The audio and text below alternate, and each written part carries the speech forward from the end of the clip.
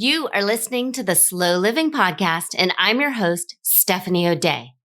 What if I told you that you could truly have the life of your dreams, the life you've always wanted, one filled with abundance, joy, and a sense of purpose? It's absolutely possible, and I see it each and every day with my coaching clients. It all starts with learning how to slow down. You deserve to live the life you've always dreamt about. Let's get started.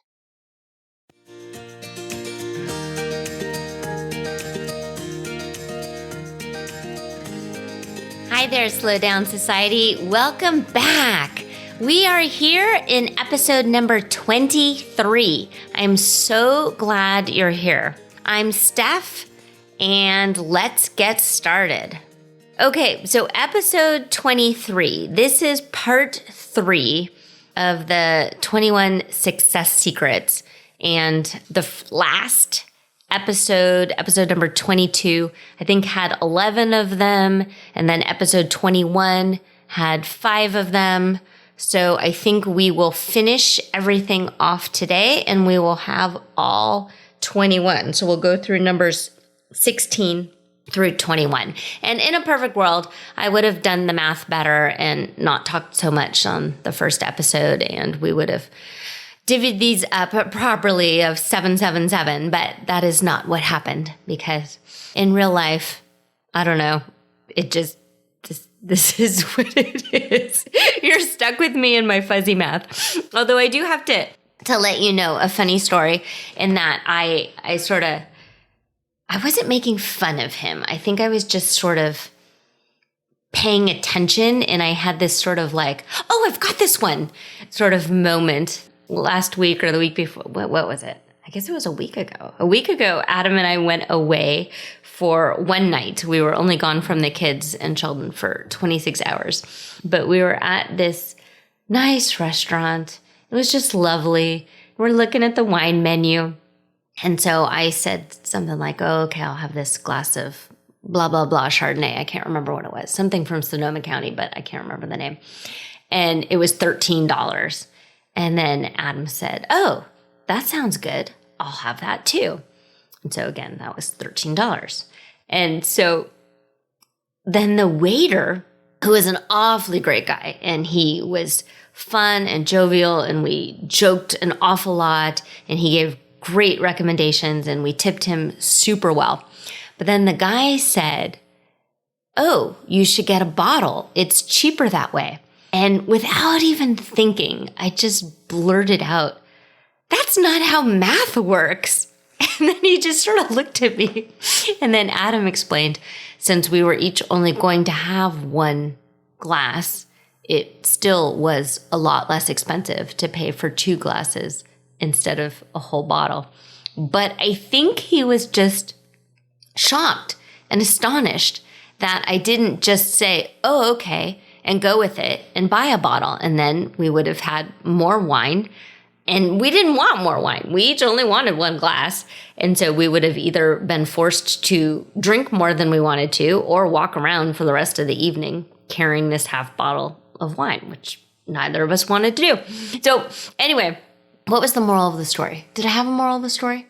I don't know if I had a moral story. I think I was just sharing with you. But I was excited because I got that math question correct. And I am usually very quick to say out loud, oh, I'm not good at math. And so I think I was insanely pleased with myself that I got that one.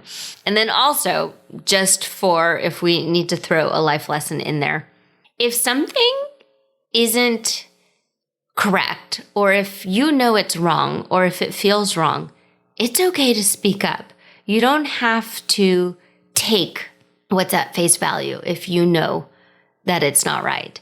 So a lot of times people are like, oh, in like staff meetings, I never talk, even though I know the answer because I don't want to be wrong, or I don't want to feel silly just in case, or I don't want to be show-offy.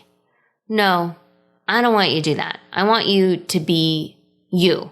And if you know the answer, say the answer, and don't feel like you have to stay sort of tucked away in your corner. It is okay to sometimes talk a little too loud, sometimes laugh a little too loud, Sometimes have everyone in the restaurant turn and look at you. That is okay. You're not going to shrivel up and die. It's just fine. Okay, so then I guess I did have a moral of that story. Okay, so our first 2 episodes in these success series is, which I said in this last time is very hard to say, Steph's success series. It stemmed from the idea that a super long time ago, I had read Brian Tracy's Success Secrets of Self-Made Millionaires. And I realized that once I was considered a self-made millionaire, I had done those things, but I didn't really feel successful. And I sort of had these ideas that I think success comes from within. It doesn't come from an arbitrary number in your bank account. It doesn't come from feeling like you got this award at work or some sort of acknowledgement or being in the newspaper or speaking up on stage or doing a TED Talk or writing a book. You can do all those things and still not feel successful. And I can tell you that from personal experience that it is something that I needed to work on in order to really own who I am and feel good about myself. And it didn't matter. And I don't want you, because I like you, to have to go through these things in a trial and error way. I want you to know that you are doing the right things and you are thinking the right thoughts and you are taking the right actions and you are wonderful and amazing and successful. So these are the things that I jotted down and that I teach and coach on.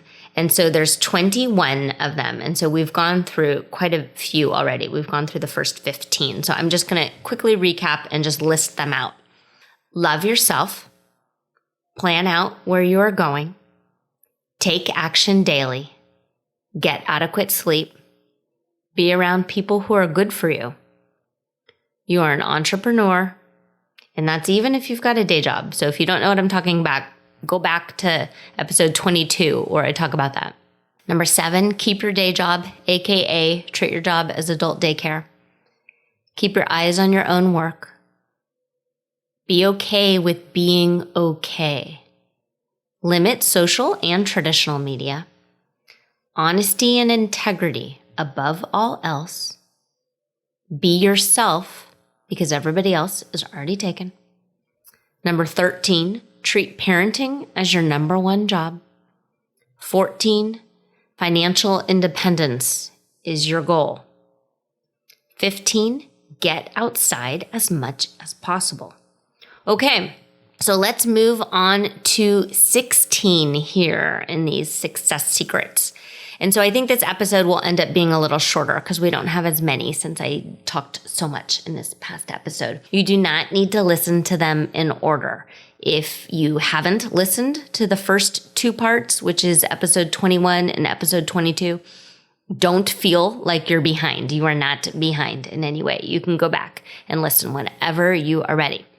Okay, so 16 is only touch things once. And this idea came up when I was writing my Clean Less, Play More book, which is Housekeeping Shortcuts, I think is what it's called. Housekeeping Made Simple? Housekeeping for Normal People? I think the tagline is Housekeeping for Normal People. But anyway, that's on Amazon, or you can find that on my website.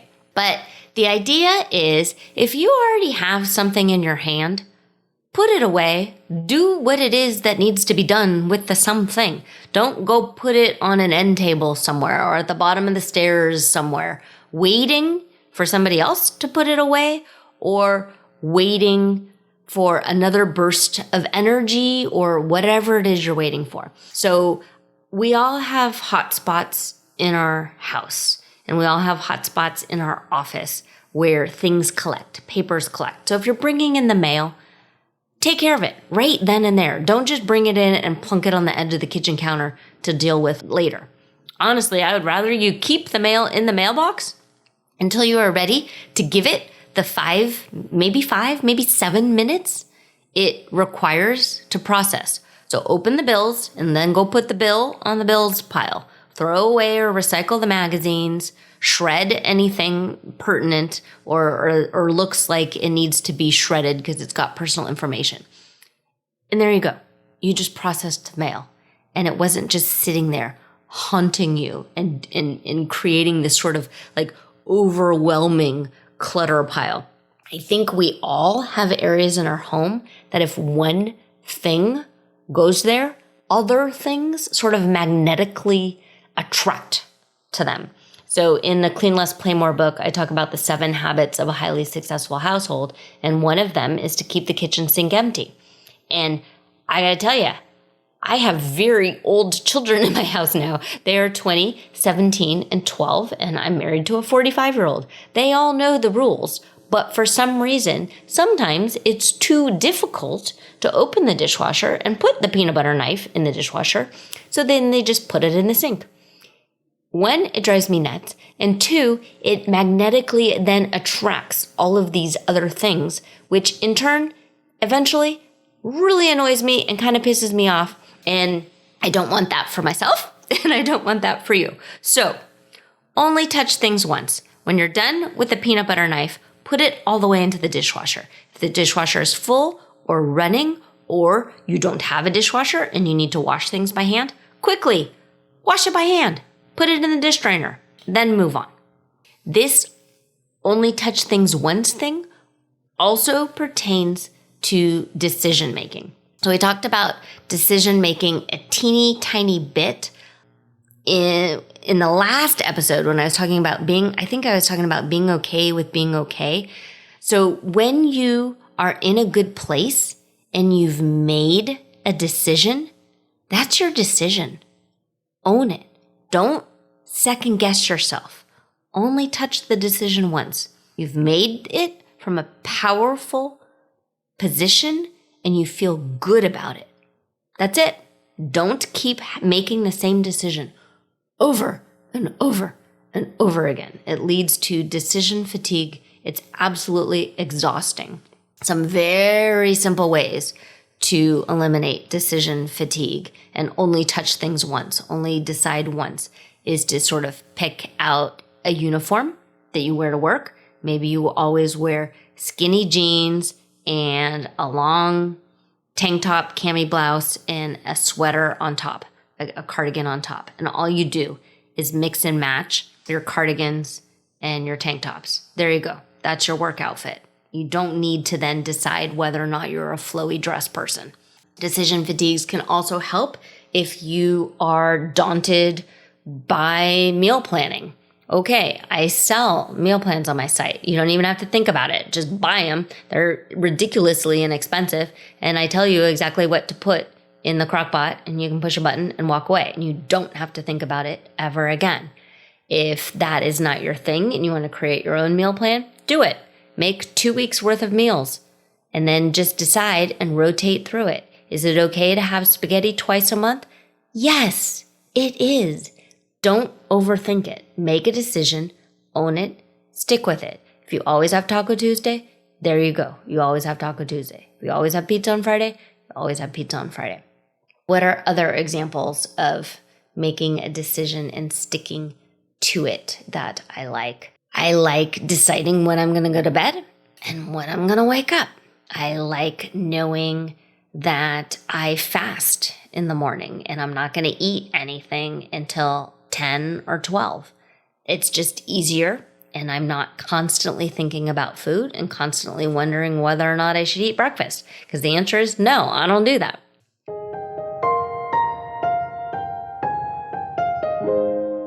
Are you wondering if you're on the right path? Are you secretly worried that you are forgetting to put your own needs and wants first while you raise your family? What if I told you it is not too late and you really could have the dream life you've always wanted, and all it would take is a few tweaks to your mindset? Each week, I have a few open slots for free coaching calls. Together, we can decipher your most challenging mindset block and clear it away so you can live out the life you've always wanted. You can sign up at stephaniodey.com/mindset. You should hurry because I'm not sure how long I'm going to have this available for free, and I'd hate for you to miss out. The URL again is stephanieodea.com/mindset.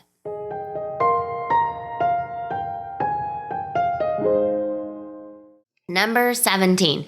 So 17 is a very important decision, is who you are deciding to marry. And this might be triggering to some people, but I'm going to put it in here anyway, because in the last list, we had talked about you're an entrepreneur, and who you decide to marry is your business partner.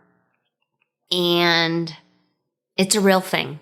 And my hope is that you married your best friend and you have unconditional love for this person, and that person has unconditional love for you. And it's a huge decision, and not one to be entered into lightly. And if you have any sort of red flags leading up to a potential marriage, seek counseling, seek coaching, meet with your church leaders, really dive deep and figure out who this person is and whether or not you're going to be compatible for the next 20, 30, 40, 50 years, and whether or not you want to have this person in your life forever and ever, and start this sort of small business of living together and sharing finances and paying attention to one another. So one of the reasons, which is pretty obvious, that deciding who you're going to marry is one of the biggest decisions, is because half of all marriages end up in divorce. And so maybe you've made the decision to not get married, and that is a-okay also. You get to decide how you're going to live your life, and you get to decide. And what you decide now might not be the same decision you have in 10 years or so. But it's really important to play it all out and really kind of step into where you're going. So we talk about that in the 5 steps of slow living, is you need to know where you're going. So you need to envision yourself with your future spouse 10, 15, 20 years. What are you doing? Where are you living? Are you both on the same page with these things? And these are conversations that you should absolutely have beforehand. If you're in a situation right now where you're looking at your spouse and you actually don't like that person, that's a problem. And that is definitely something that you need to work on, and you need to decide, and you need to really figure out, is this somebody I want to be with in 10 years? Is this somebody I still want to be with in 20 years? And if the answer is no, and you know you're headed towards a breakup or a dissolution, then it's time to start planning now and either change your road, change the trajectory you're on so you don't end up where you think you're going to end up, and do something about it, and seek out counseling and seek out therapy, and really work together and fix the situation, because I don't want you to be unhappy. And I don't want you to be miserable. And it's not fun to feel like you're trapped or you're doomed. Okay? Number 18, plan for old age properly. So I've said it before. I'm going to say it again. If we're lucky, life is long and you have plenty of time to do all of the things. And again, if you are lucky, you are going to get older and you will not be as young and spry and healthy and with it as you are today. And today is the best time to plan out your future and figure out what it is you want. If you do not have a living will, make one, get one, hire a lawyer, do all of the things. This is part of being an adult. And especially if you have children, this is an insanely big part of being a productive member of society and being a full-fledged adult. You've got to plan for these things. You need to have life insurance in place. You need to plan for your future and write out what you want and what you don't want when it comes to aging. Where are you going to live? Who's going to take care of you? Who's going to pay for it? How's it going to get paid for? You've got to have all of those answers in place. Okay. Number 19, stay open-minded and be coachable. And what that means is don't decide you already know it all. You need to constantly be learning and constantly being adapting, because the only constant in life is change. And that's actually number 20, is to accept change gracefully. So maybe I'm going to intermix number 19 and number 20 together. But you can't decide that because you have a degree in this or you studied this or that at one time, you know all the answers. No, the world is constantly changing. You need to constantly be learning. Your ideas, they might not be correct anymore. You may have old-fashioned visions and ideas that if you say them out loud now, you're just going to kind of look out of touch. So constantly be learning, constantly challenge yourself to learn new things. If you're in an industry, stay up to date on the new industry findings and new teachings and all of the stuff. And being coachable and teachable, it also means that you're kind of putting your ego aside and you're humbling yourself and you're realizing that you don't know it all and that there might be people who are younger than you who know things, and that is okay. All right, and then the very last one, the one we're going to talk about, number 21, is to keep yourself healthy. And because again, this is it. This is your life. You've got one body and you've got to take care of it. Get adequate sleep. Move your body. If you need to shed excess weight, do it. You want to be here for a long time. You want to do all of the things that you want to do. And you cannot do it if you are not taking care of yourself and if you are not healthy. If you are having a hard time with your thoughts and you're sort of drowning them out by overeating or over drinking, you need to take care of that. You need to pay attention to what's going on. I sort of teach the concept, and I've got a worksheet of feel all of the feels, but only act on the facts. And when it comes to being healthy, I mean in both your mind and your body. And if you're having thoughts that don't feel good and make you feel bad about yourself, and then you are trying to numb them out in ways that aren't healthy, draw a line. Today is a new day.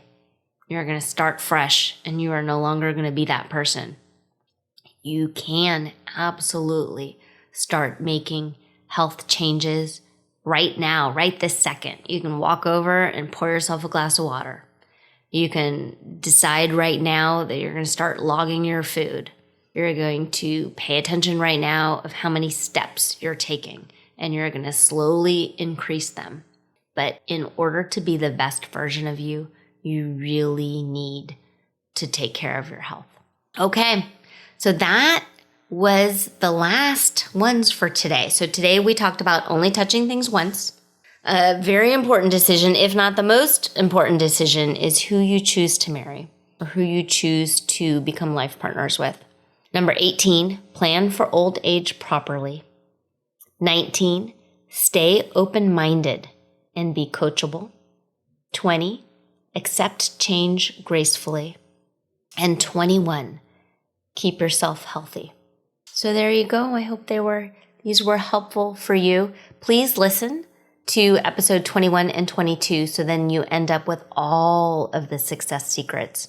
And you can just kind of keep yourself on track and know that you're doing all of the right things.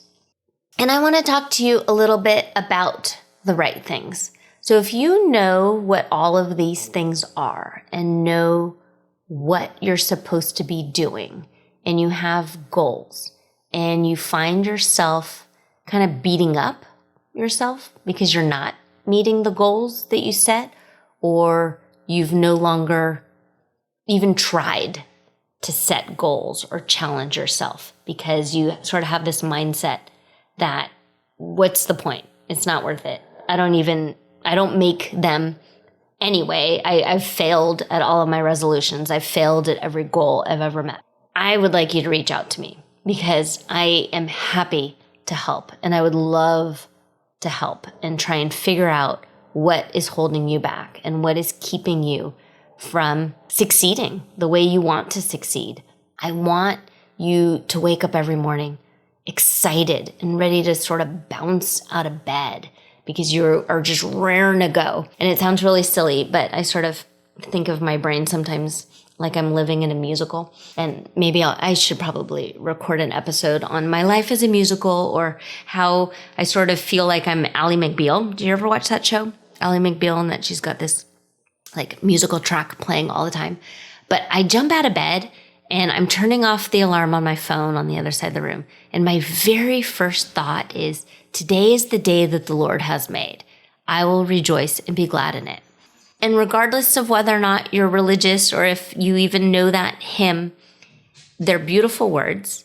And you can have different words. You can have secular words, like the song from Oklahoma of, oh, what a beautiful morning. Oh, what a beautiful day. So there you go. Something like that. It is little tips and tricks like that of sort of putting your mindset back on track. So if you want to experience that for yourself a few times a week, I have slots for absolutely no charge, free of cost coaching calls. And that's at stephanieodea.com/mindset. Okay, that is it for me today. Thank you for being here. Thank you for sharing these episodes with your friends and family and anyone you think might benefit. Go ahead and tag me at any time on Instagram or Facebook. I'm on Twitter, but I don't really like Twitter. And I'm at Stephanie O'Day. Okay, you take care and have yourself a great day.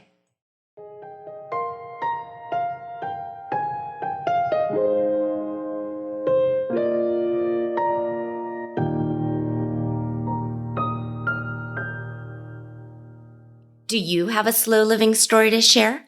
Leave me a voicemail at stephanieodea.com/podcast with any questions, comments, feedback, or testimonials, and I will be sure to include it in an upcoming episode. Also, if you found value in this episode, please share it with your family and friends and subscribe through your favorite podcast provider. The more you share, comment, and leave positive reviews, the more people we can reach and share the slow living lifestyle and messaging. Thank you, Slow Down Society, and have an absolutely wonderful day.